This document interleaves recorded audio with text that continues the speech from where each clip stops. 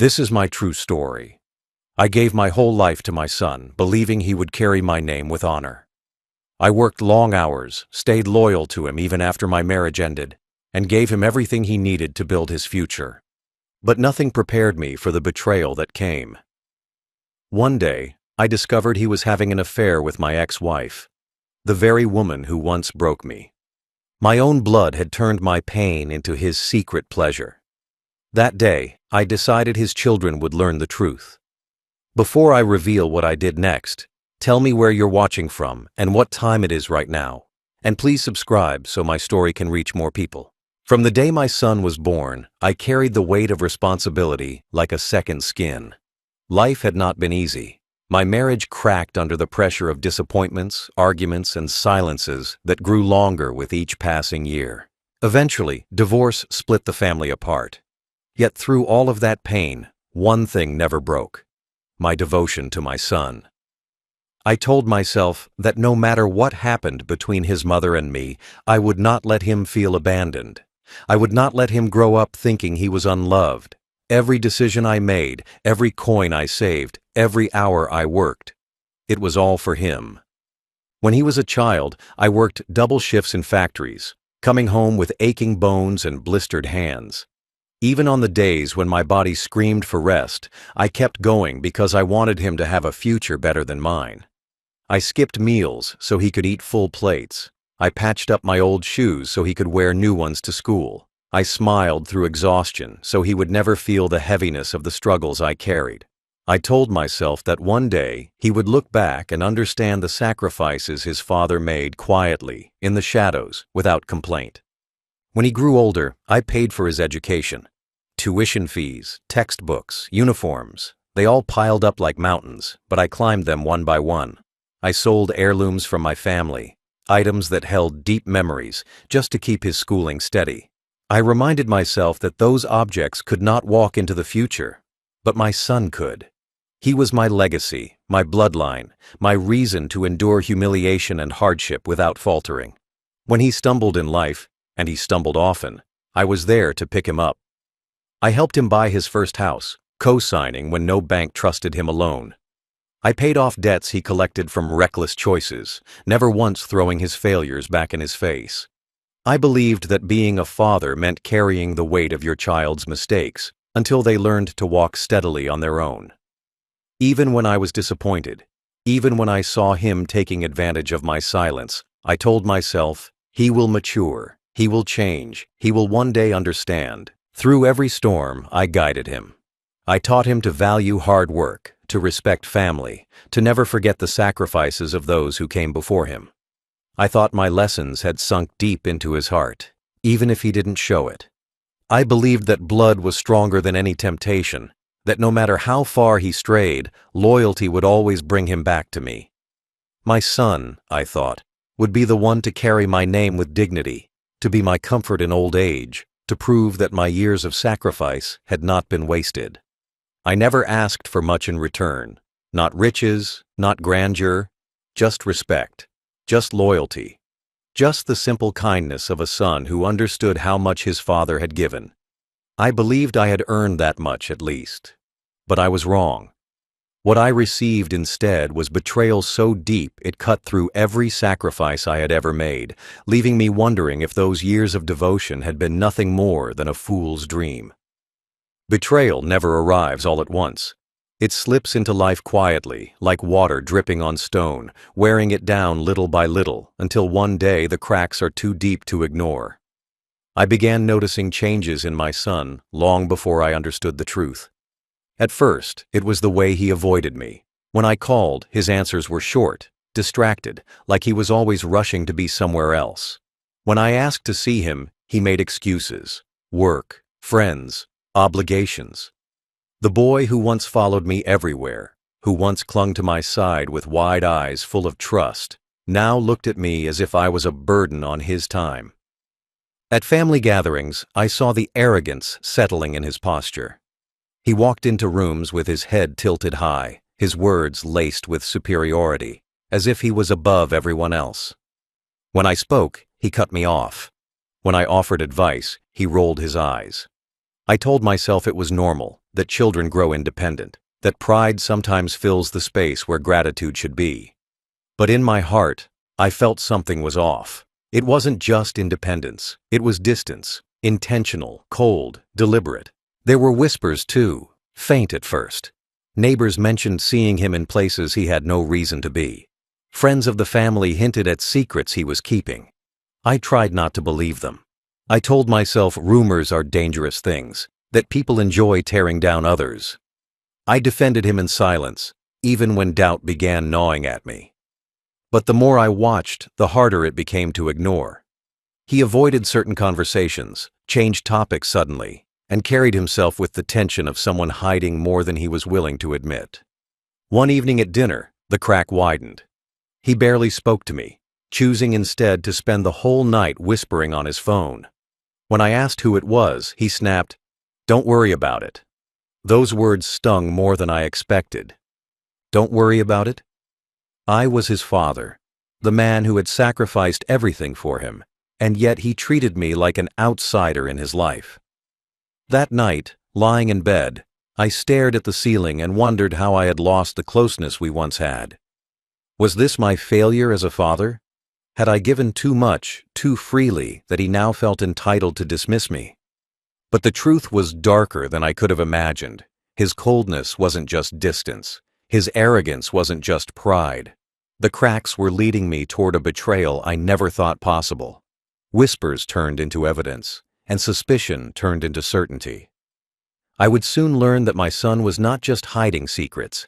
He was hiding the kind of secret that would destroy the very foundation of family, the kind of secret that would make every sacrifice I had ever made feel like a cruel joke. Those were the first cracks.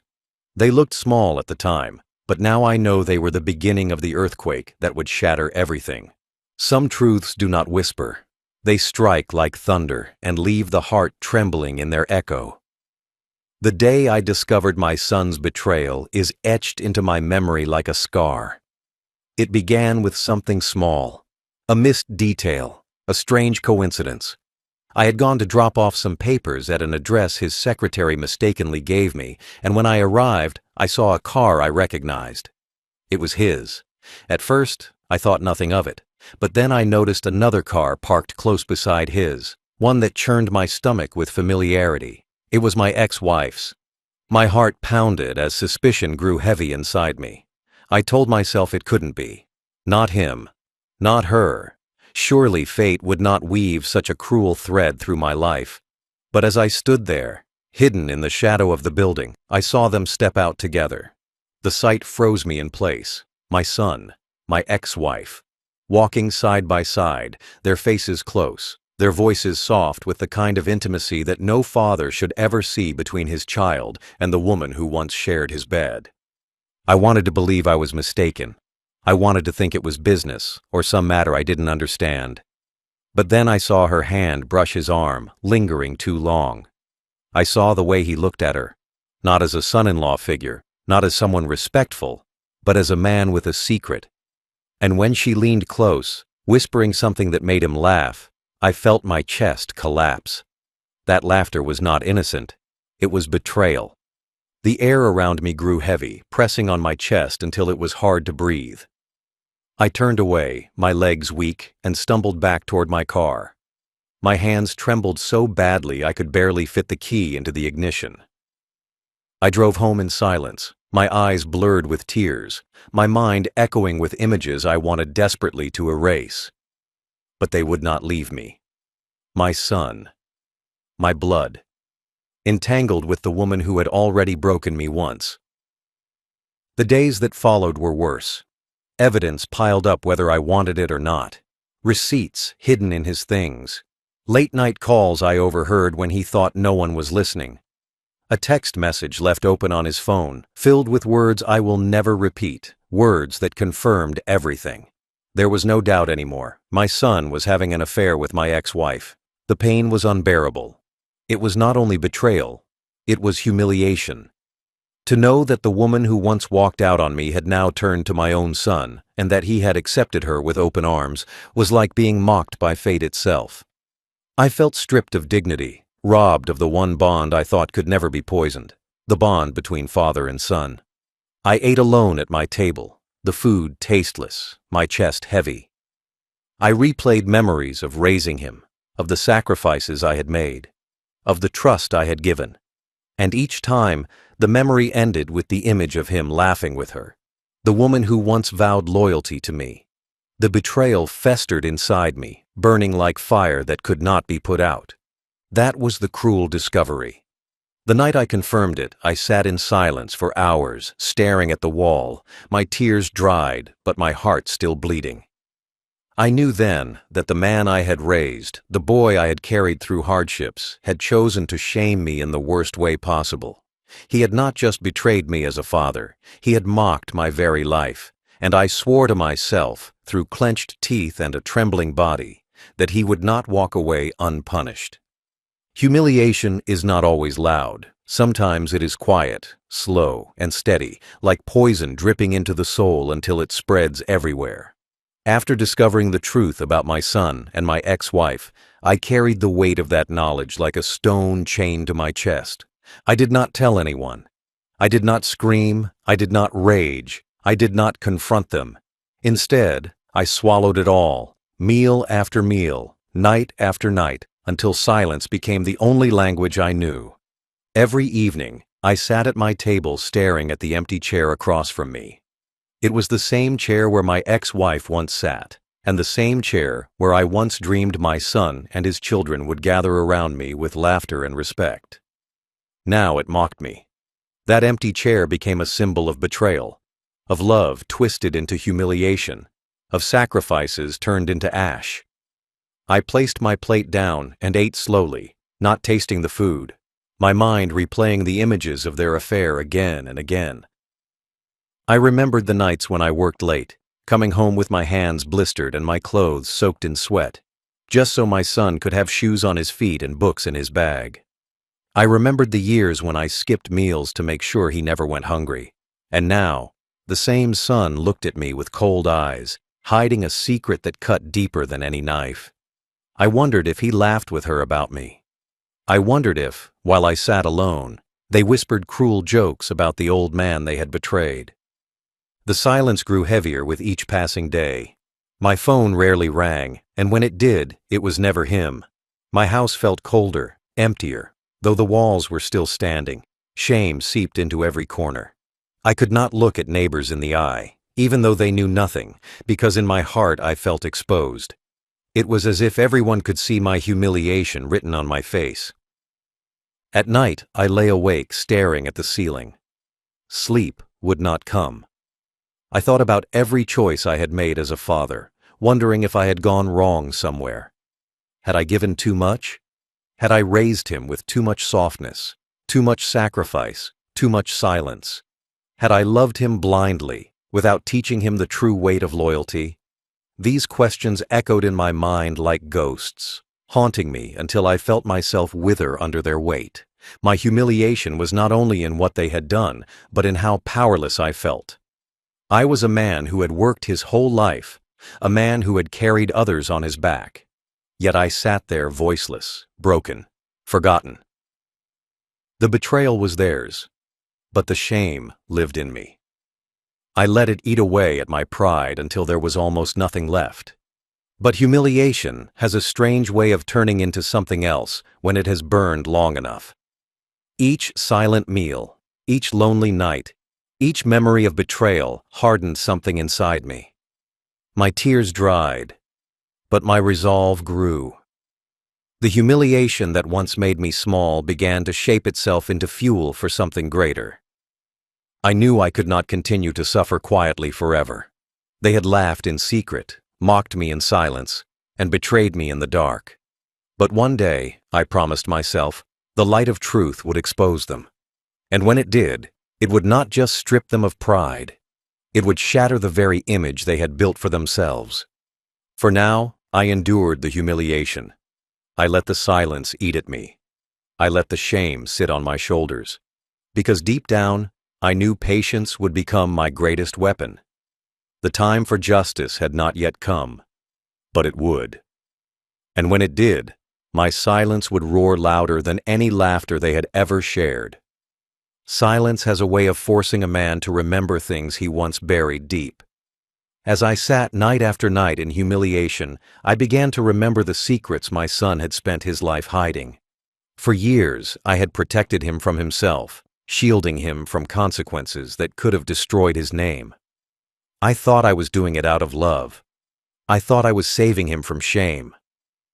But now, after what he had done to me, I realized those secrets were no longer my burden to carry. My son had always worn a mask in front of others. To his children, he was the proud father, the provider, the man who never stumbled. To neighbors, he was respected, smiling, pretending to be someone upright. But behind closed doors, I knew the truth. I had seen it with my own eyes. I had paid the price for his failures. He lived a double life, and I was the one who made sure no one found out. There were the debts, mountains of them. Credit cards maxed out, loans unpaid, reckless spending that spiraled out of control. I was the one who stepped in, selling pieces of my own life to keep him afloat. I paid bills that were not mine, signed checks I could barely afford, all so he would not be exposed as irresponsible. He never thanked me.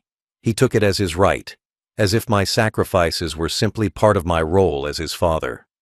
There were the addictions, the ones he buried deep from his children.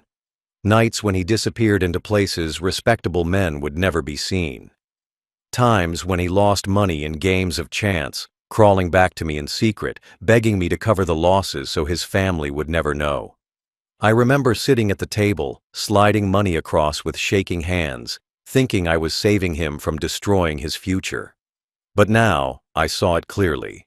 I was protecting a man who would one day betray me without hesitation. And there were darker secrets, shameful acts that only I and a few others knew. Mistakes he made as a young man, things that could have ruined his reputation forever if they had come to light. I kept those stories locked in my chest, believing that silence was loyalty, that protecting him was my duty as a father. I carried that weight for decades, swallowing my own disappointment, telling myself he would grow, he would change, he would finally understand the value of loyalty. But instead, he turned that silence against me. He took my loyalty and gave me betrayal. His children grew up believing he was a man of honor. They looked at him with wide eyes, believing every story he told, admiring the image he had carefully painted for them. They never knew the truth. They never saw the nights I spent pulling him from the wreckage of his own mistakes. They never saw the sacrifices I made to keep his lies alive. They never knew that the man they admired was built on secrets I held back. For years, I thought keeping those secrets was an act of love. But now, as I sat in the silence of my humiliation, I realized that love had ended the moment he betrayed me. The moment he chose my ex-wife, the moment he spat on every sacrifice I had ever made, that was the moment my loyalty died. And with its death, those secrets were no longer mine to protect. They belonged to him, and they deserved to be seen by the people who worshipped him most. I knew then that I held a weapon far greater than money, greater than property, greater than anything else I could have taken from him.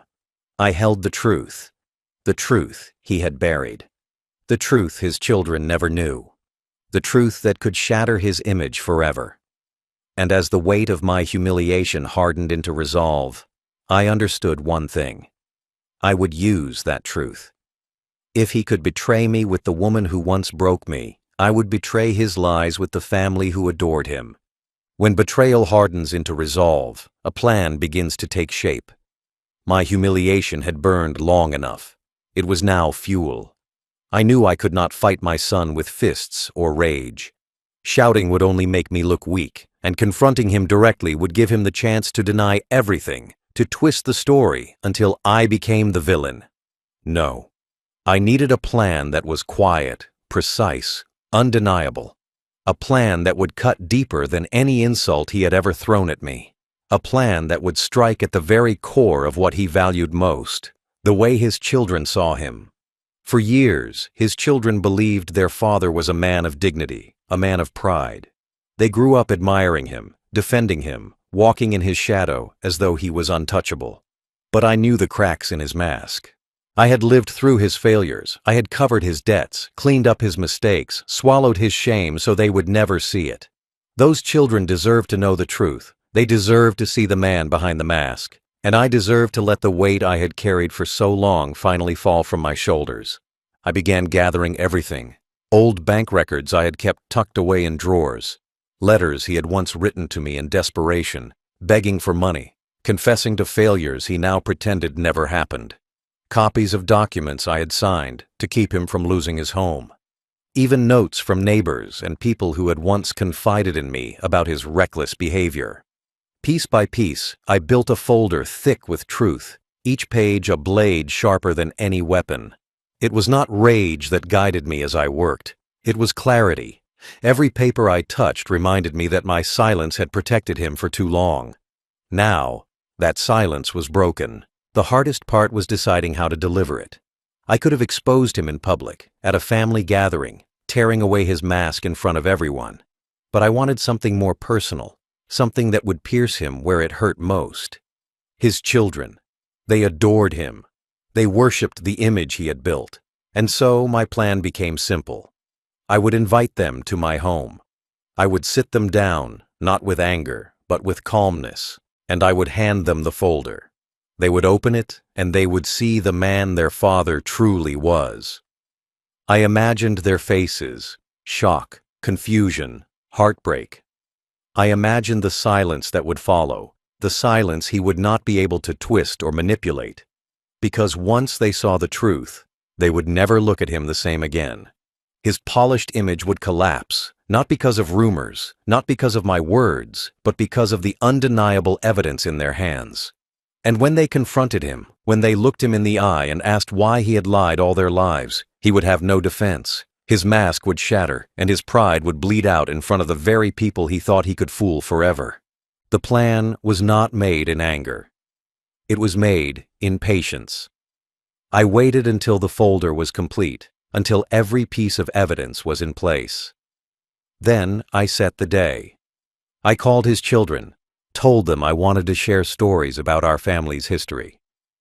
My voice was steady, gentle, giving them no reason to suspect the storm waiting behind my door. They agreed to come, and as I hung up the phone, I felt a calmness settle over me. The calmness of a man who had carried a burden for too long and was finally ready to put it down. That night, as I sat alone with the folder resting on the table before me, I whispered to myself, "You betrayed me with the woman who broke me. Now I will betray the mask you built. You took my past and dirtied it. I will take your future and burn it." The plan was ready. The truth was loaded. And soon the man who laughed in shadows would be exposed in the light. The day of revelation came quietly, without thunder or storm, but in my heart it felt like the ground itself was shifting. I had set the table in my small living room, laid out a plate of biscuits, poured glasses of water, and placed the thick folder at the center like an unspoken guest. My son's children arrived full of smiles, expecting stories about their family's history, expecting warm words from their grandfather. They did not know they were about to see the truth that would change the way they looked at their father forever. They sat down eagerly, their young eyes bright with curiosity, waiting for me to begin. I spoke softly, at first about the past, about sacrifices made, about the love that built this family, about the importance of honesty and loyalty. They listened closely, nodding, smiling. I could see their innocence, the belief that their father was a man to admire. It made my chest ache, knowing what I was about to do, but it also gave me strength. They needed to know. They deserved the truth. Finally, I slid the folder across the table toward them. My hands did not tremble. My voice did not waver. I looked them in the eyes and said, "Inside this folder are things you were never told. Things your father hid from you. You think you know him, but you only know the mask he wears. Today, you will see who he truly is." They exchanged confused glances, hesitating before opening it. The room grew heavy with silence as page after page was revealed. Bank records showing debts he had buried. Letters he once wrote to me, desperate and ashamed, begging for help. evidence of reckless choices, mistakes he had sworn never existed. Each paper peeled away a layer of the man they thought they knew, exposing the flaws, the failures, the secrets he had hidden. Their eyes widened, their faces drained of color. One whispered, "This can't be true." Another shook their head in disbelief, clinging to the hope that maybe it was all a mistake. But the documents were undeniable. Every signature, every date, every confession was real. I sat silently, letting the truth speak louder than I ever could. Finally, one of them looked up at me, eyes wet with tears, and asked, "Why are you showing us this?" My answer was simple, steady. Because you deserve to know the truth. Because lies cannot be the foundation of a family. Because loyalty is not about hiding shame, it's about facing it. In that moment, I felt the weight of years lift from my shoulders. The burden of silence, the humiliation of betrayal, the shame of carrying his secrets. All of it fell away as they stared at the truth with their own eyes. For once, I was not the broken one. He was. For once, the mask he wore had been torn off, not by gossip, not by rumor, but by fact. I imagined his face when they would confront him. The anger, the fear, the panic of a man whose own children now knew who he truly was. And I knew there was no power left in him to twist the story. They would not believe his excuses, not after seeing the proof with their own eyes. His image, his pride, his legacy, all of it would crumble in front of the very people he had worked hardest to deceive. That was the revelation. It was not loud, it was not violent, it was quiet, steady, undeniable. The truth had finally left my hands and entered theirs, and in their silence, in their wide eyes, I saw justice take root. Fallout is never instant. It creeps in slowly, spreading like cracks in glass until the whole image shatters. After my grandchildren left that day, folder in hand, silence filled my home. I sat in my chair, staring at the walls, wondering how long it would take before the storm reached him. I didn't need to wait long. That very evening, the phone calls began. His children had gone straight to him, their voices heavy with questions, their faces pale with shock. I wasn't there to see it, but I could imagine it clearly.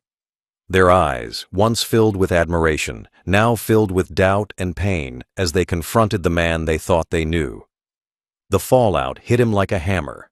For years, he had built his identity on lies, shaping himself as the perfect father, the provider, the respectable man of the family.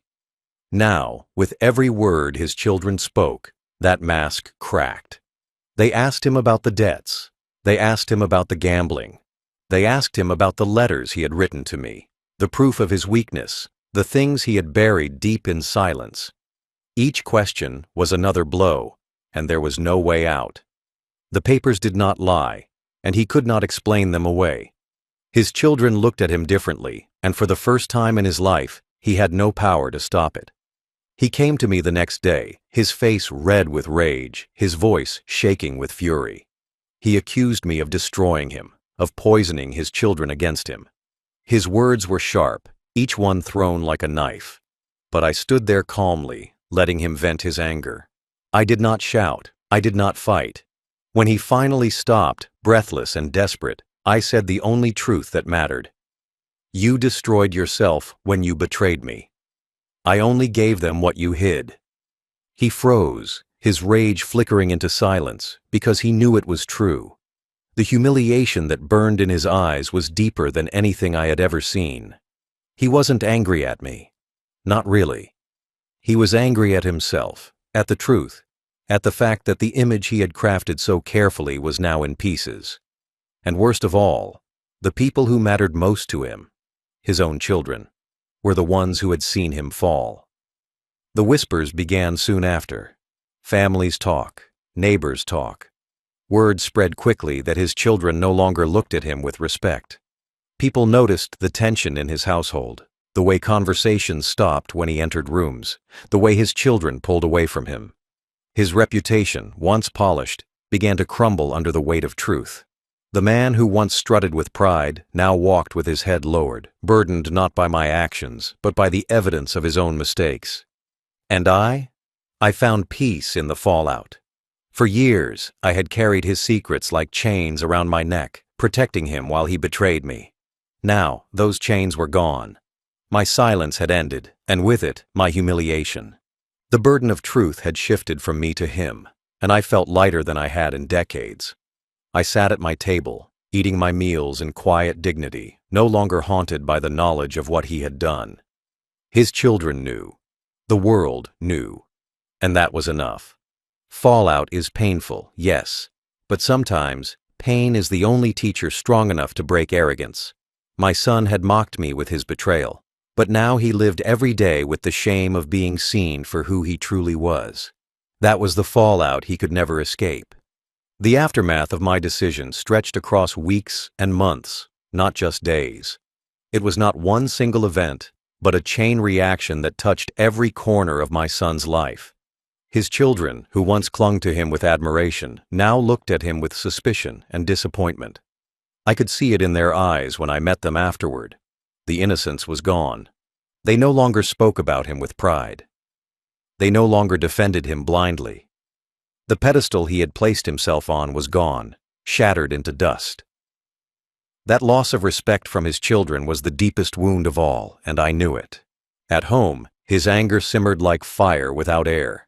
He could no longer shout me into silence because the evidence was already laid bare. He could no longer hide behind lies because his children had seen the truth with their own eyes. He tried to control the story, to paint me as a bitter old man seeking revenge.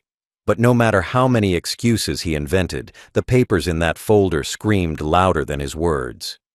His children remembered every page, every signature, every confession written in his own hand. They knew he was not the man he had claimed to be, and there was no turning that back. The humiliation spread into the family as well. Relatives who once admired him began to whisper behind his back. At gatherings, conversations grew quiet when he entered the room. Some cousins avoided him entirely, while others, more bold, confronted him outright. "Is it true?" they asked. "Did you really do those things?" He would not answer, his face red, his voice stuck in his throat. The man who once mocked me now lived in silence, trapped by the very truth he tried to bury. And I? My days changed too. For the first time in years, I felt like I could breathe without shame pressing down on me. I ate my meals in peace, no longer replaying the betrayal over and over in my head. I took walks outside, letting the sun warm my face, hearing neighbors greet me with respect. Some even came quietly to me, saying they had heard what I did. Their voices carried a mixture of shock and admiration. They called me brave, though I did not feel brave. I felt free. That freedom was my true reward. My son came to me again, not with rage this time, but with desperation. His voice cracked, his eyes full of fear. He begged me to take it back, to tell his children it was a misunderstanding, to cover the truth once more. But I looked at him and saw the same boy I had once saved from his own mistakes, the boy I had shielded too many times. Only now he was a man, and his mistakes were no longer mine to hide. "I cannot take back the truth," I told him. "You chose your path. You chose betrayal. I only chose to stop lying for you." He left my home in silence, shoulders bent, pride broken. The aftermath was not easy, but it was just. He lived each day with the knowledge that his children saw him clearly now, without illusions, and I lived each day with the comfort of knowing I had reclaimed my dignity. I was no longer the silent victim of betrayal. I was the man who had finally spoken. The aftermath taught me something powerful. Truth may take years to rise, but when it does, it cannot be buried again. My son had betrayed me with the cruelest act imaginable, but in the end, it was his lies that destroyed him. My role was simple. I gave the truth a voice, and once spoken, it echoed louder than his arrogance ever could. Justice, when it finally comes, is not always loud or celebrated. Sometimes it is quiet, like the sound of a door closing on the past, like the peace of eating a meal without shame, like the weight lifting off your chest after years of humiliation. My justice did not come from revenge in the way people expect. It came from truth, spoken plainly, left to do its work. It came from watching the son who betrayed me lose the one thing he thought he controlled forever: the respect of his children. That was the justice I never asked for, but always deserved. In the weeks that followed, I saw the change in my grandchildren.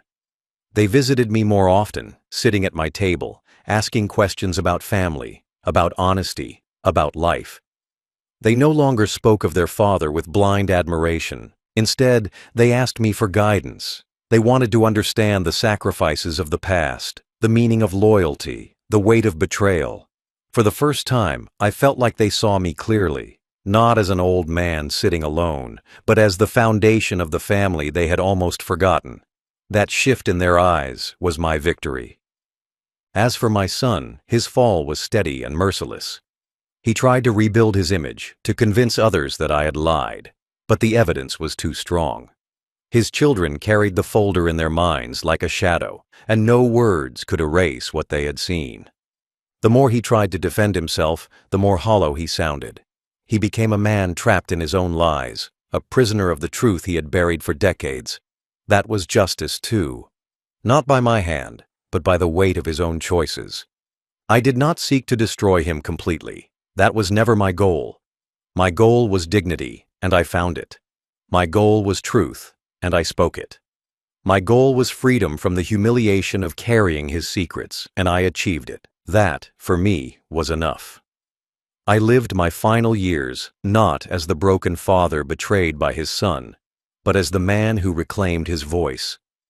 Each day I woke up in peace. Each night I closed my eyes knowing I had not left this world in silence. That is justice, not revenge, not cruelty, but peace that follows truth. And yet, I will admit, there was satisfaction too. Satisfaction in knowing that the son who mocked me now had to live with the stares of his children, with the whispers of relatives, with the mirror that showed him who he really was. Satisfaction in knowing that the woman who once broke me, my ex-wife, could no longer use me as a shadow, because I had dragged her into the light through her affair with my own son. They thought they had buried me in humiliation, but instead, I buried them in truth. That balance restored my dignity in ways nothing else could. Justice, for me, was not about erasing the pain of betrayal. That pain will always remain, like a scar etched into memory. Justice was about not letting betrayal be the final word of my story. Justice was about turning shame into strength, silence into a weapon, and lies into ashes. Justice was about looking at myself in the mirror again and not seeing a broken man, but a survivor who spoke when it mattered most. In the end, I reclaimed what truly belonged to me: my dignity, my peace, my truth. My son took my past and dirtied it with betrayal. I took his future and burned it with truth.